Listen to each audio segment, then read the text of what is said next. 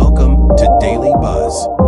Consider becoming a member for inclusive perks. Crime intelligence has intercepted illegal weapons destined for the Western Cape.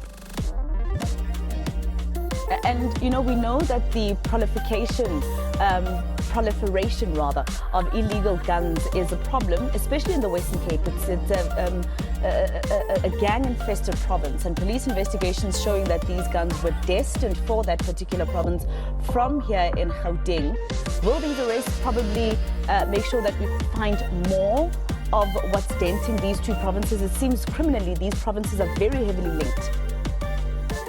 I mean, they are, and we've seen this linkages between not only in terms of firearms, but in terms of narcotics, drugs. The kind of issue here is they seize 30 weapons.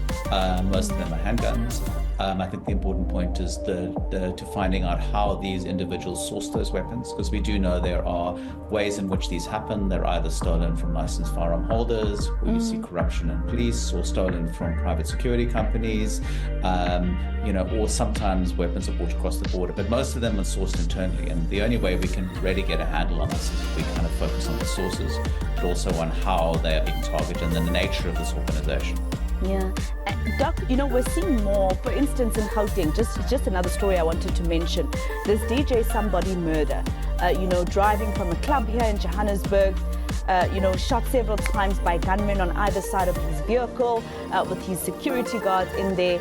Months later, almost a year in fact, someone's arrested, and then suddenly we find out that there are guns that have been found, and these guns are now, being linked to 4 other murders of other well-known people in other townships or in South Africa, etc.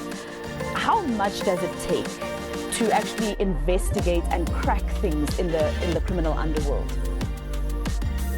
Well, I mean, some of these cases have taken years because you have to follow the cases.